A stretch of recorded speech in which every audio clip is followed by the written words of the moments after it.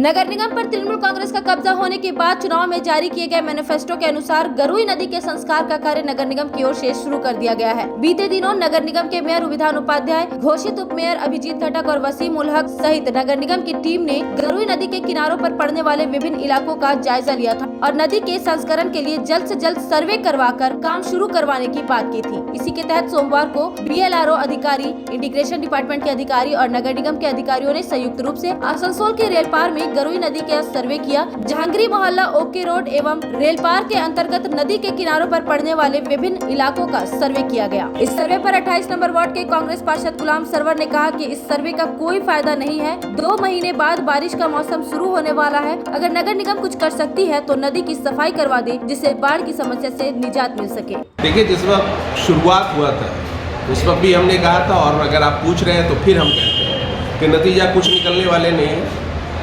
कोई नतीजा नहीं निकलेगा। अगर नतीजा निकलना है तो पहला ज़रूरी है कि 2 महीने के बाद फिर से बरसात आने का खदशा है। आप उस वक्त से पहले अगर नदी का सफाई करा सकते हैं, कुछ गार्बेज उठा करके बाहर फेंकवा सकते हैं, तो किसी हद तक इलाके के लोगों को राहत मिलेगा। हमने मुतालबा पहले से भी किया, आज भी करते हैं कि नदी का पैमाइश करने के बाद AMC का एक पिलर आप गाड़ दो, जिससे जनरल पब्लिक को लगे कि यहाँ से यहाँ तक नदी का ज़मीन है।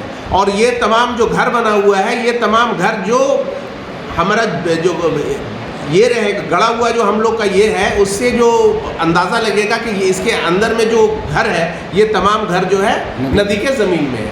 इससे वो लोग भी शर्माएंगे, लोग को भी एहसास होगा और आने बढ़ने वाले लोग भी 10 बार सोचेंगे। बीते साल चक्रवात तूफान की वजह से आए आसनसोल में बाढ़ के कारण आसनसोल के कई इलाके जलमग्न हो गए थे, जिसने आर्थिक तौर पर शिल्पांचल के कई छोटे बड़े व्यवसायियों की कमर तोड़ दी। बाढ़ की वजह से कई दुकानें जलमग्न हो गई और दुकानों में रखा सामान बर्बाद हो गया। आसनसोल के रेलपार इलाके का कसाई मोहल्ला, जहां गरुई नदी का पानी ऊपर चढ़ने की वजह से कई दिनों तक इलाका पानी में डूबा रहा, जिससे वहाँ की कई दुकानों को भारी नुकसान पहुँचा था। सोमवार को नगर निगम के मेयर विधान उपाध्याय से अपनी समस्याओं को लेकर पहुँचे कसाई मोहल्ला के कुछ दुकानदारों ने कहा कि बाढ़ पीड़ित इलाकों का मुआयना करने जब मंत्री मलय घटक रेलपार के कसाई मोहल्ला पहुंचे थे, तो वहां के दुकानदारों ने उन्हें अपनी परेशानी बताई। तो उस वक्त मंत्री मलय घटक ने दुकानदारों को उचित मुआवजा दिलवाने का आश्वासन दिया था। दुकानदार अमजद खान ने कहा कि आपदा के 6 महीने बीत जाने के बाद भी अब तक नगर निगम ने निरीक्षण के अलावा और किसी तरह की कोई कार्रवाई नहीं की। दुकानदारों की मांग है कि जल्द से जल्द कार्रवाई कर उन्हें मुआवजा दिया जाए, ताकि दुकानदारों की सहायता हो सके। तो हमारे आसनसोल के उत्तर विधानसभा के मलय घटक जी बोले हम लोग को कि आप लोग फार्म जमा करिए, फार्म जमा करिए। हम लोग फार्म जमा किया, कारपोरेशन से पूरे लोग आए, टीम आए, जांच पड़ताल हुआ, सबका अकाउंट नंबर, आधार नंबर, मोबाइल नंबर सब हुए, मगर 6 महीने से अभी तक कोई दुकानदार, बहुत से दुकानदार ऐसा है कि वो दोबारा उठ नहीं सका। तो अभी आप लोग क्या करने आए हैं? अभी हम लोग आए हैं, हम लोग अपने आसनसोल के जो मेयर है विधान उपाध्याय जी से अपना प्रस्ताव रखेंगे, बोलेंगे कि हम लोग का जो पैसा है जल्द से जल्द सबके अकाउंट में भेजा जाए। आसनसोल लोकसभा उपचुनाव के मद्देनजर राज्य पुलिस और पैरामिलिट्री फोर्स ने संयुक्त रूप से स्ट्रांग रूम और DCRC रूम का परिवेक्षण किया। आसनसोल पॉलिटेक्निक कॉलेज तथा आसनसोल इंजीनियरिंग कॉलेज का परिदर्शन करने पैरामिलिट्री फोर्स के CO तथा ACP मनवेंद्र दास संयुक्त रूप से पहुंचे।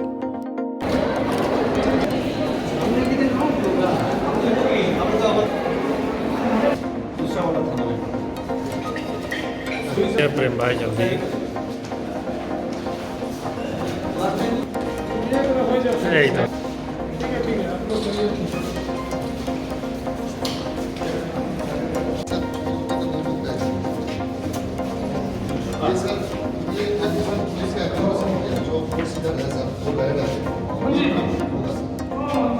रुक जाइए।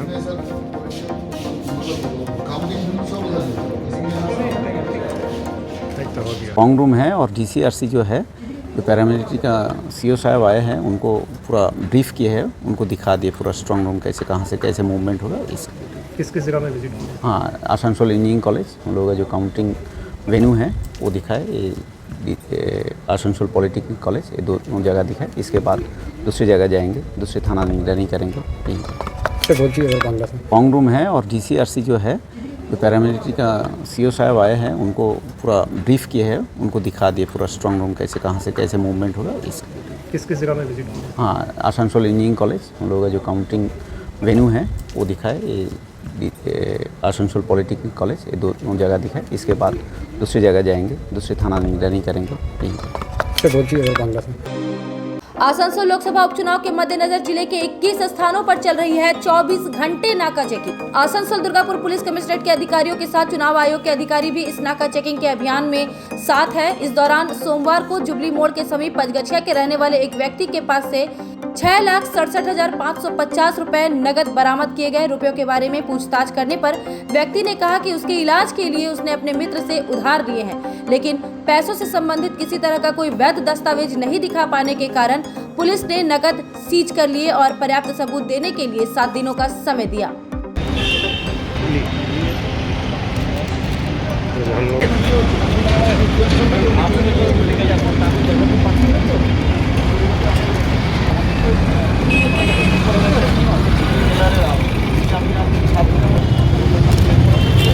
अभी आज भी चल रहा था, फुल नाइट चला था, सवेरे से भी चल रहा था।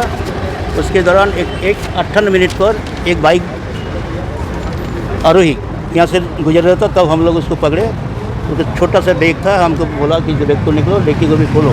तो जब बैग ने उसने खोला तो देखा हम लोग उसके अंदर बहुत पैसा है। तो बोला क्या पैसा है भाई, कितना पैसा है? बोला वो बोला 6,67,500 रुपया है। तो क्या पैसा है ये, कहाँ से मिला, क्या किस लिए आप ले जा रहे हैं? कोई डॉक्यूमेंट है आपके पास इसके लिए?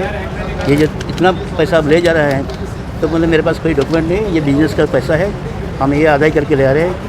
एक बार तो बोला अदाई करके, फिर दूसरी बार बोला हम ये धार लेके आ रहे हैं, कर्ज लेके आ रहे हैं। तो बोले ठीक है तुम अपना प्रमाण जो कुछ भी है, 1 घंटा आपको थोड़ा हम लोग टाइम दे रहे हैं, आप लाइए, हम आपको पैसे छोड़ देंगे। लेकिन 1 घंटा उसके बिताने के बाद भी वो कुछ नहीं दे पाया, अभी उसका पैसा सीज हो रहा है। हम 7 दिन के टाइम उसको दे जाएगा पुलिस प्रशासन को तरफ से। अगर 7 दिन के अंदर कोई प्रमाण वो दिखा दे सकता है तब उसको पैसा वापस मिलेगा, नहीं तो उसके विरुद्ध में FIR दर्ज होगा और ये मानिए सीज होगा। सीज तो हो गया। आपका परिचय? मेरा परिचय, मैं किशोर प्रसाद मांडी हूँ, inspector backward classes welfare, SDO Asansol सदर में पोस्टिंग हूँ। कन्यापुर जुरिडिक्शन का ही आदमी है, बोल रहा है पैसा लेके दोस्त लोग का से पैसा उठा के लेके जा रहा है, लेकिन उसके पास फ़िलहाल अभी के लिए उसके पास कोई वैलिड डॉक्यूमेंट्स है नहीं। तो वैलिड डॉक्यूमेंट्स लेके जो मनी रिलीजिंग कमेटी है ADM रैंक का ऑफिसर के सामने वो देके वो रिलीज़ कर सकता है। अगर वो कर नहीं पाया उसके अगेंस्ट फिर कार्रवाई होगा। कानूनन जो कार्रवाई है वो करना पड़ेगा विदिन 7 डेज, अन्यथा उनके अगेंस्ट FIR भी होगा। रकम 6,67,550 रुपये। ऐसे आप लोग के इलाके में और क्या क्या रेड हो रहा है, किस तरह का चल रहा है? सब कुछ हम लोग रेड कर रहे हैं, जो इलीगल जो है सीजर ID लिकर से लेके जो है सब कुछ कर रहे हैं। आर्म्स रिकवर भी है? हाँ, आर्म्स भी रिकवरी हुए। আমরা আমি ট্রিটমেন্টের জন্য টাকা বন্ধুদের কাছে ধার করে নিয়ে আসছিলাম, বাড়ি যাচ্ছিলাম, বাস আমার যেহেতু কিডনির প্রবলেম আছে, লিভারের প্রবলেম আছে, তো সেই জন্য। কত টাকা ছিল? 6,67,000। 6,67,000 টাকা। কোথা থেকে নিয়ে এসেছিলেন? বন্ধুর কাছ থেকে। যাচ্ছিলেন মাঝ গেছে। কোনো কাগজ দেখাতে পারলেন? কাগজ বন্ধুর কাছে ধারের কাগজ তো আপনার কোনো বন্ধুদের কাছে হয় না, না বন্ধুর কাছে ধার করে নিচ্ছি তো হবে না। কিডনির প্রবলেম, কিডনি লিভার, আমার কাগজ দেখাতে পারি। দিল্লি অ্যাপল ফিল্ডে আমি কোভিড হয়ে গেল, 12 দিন ভর্তি ছিলাম। মেডিকেলে কোনো কাগজ? মেডিকেল বাড়িতে আছে, দেখিয়ে দেবো। আমার এখন ওষুধ চলছে, কিডনি লিভার হার্ট 3টা প্রবলেম আছে আমার।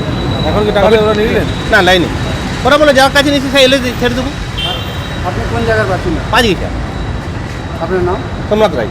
করেন ব্যবসা? কিসের ব্যবসা গো? FPS dealer. আপনি কিসে যাচ্ছিলেন? বাইকে। যে বন্ধু আমার দেখুন, আমার একটি ব্যাপার আছে, আমার শারীরিক প্রবলেম আছে, আমার কিডনি হার্ট লিভার 3টা কোভিড আমার হয়েছে, তো আমাকে দিল্লি অ্যাপেলো ট্রিটমেন্ট আছে, আমার যেতে হবে, সেই জন্য ধার করে নিয়ে আসছিলাম। ওইটা হচ্ছে বন্ধুকে টাকা হয়েছে, আর বন্ধুকে ধারে তো আমাদের কাগজপত্র তো হয় না, না অত টাকা ঠিক আছে, কিন্তু একটা রোগের ক্ষেত্রে কত টাকা বলুন আপনি? আপনার নাম?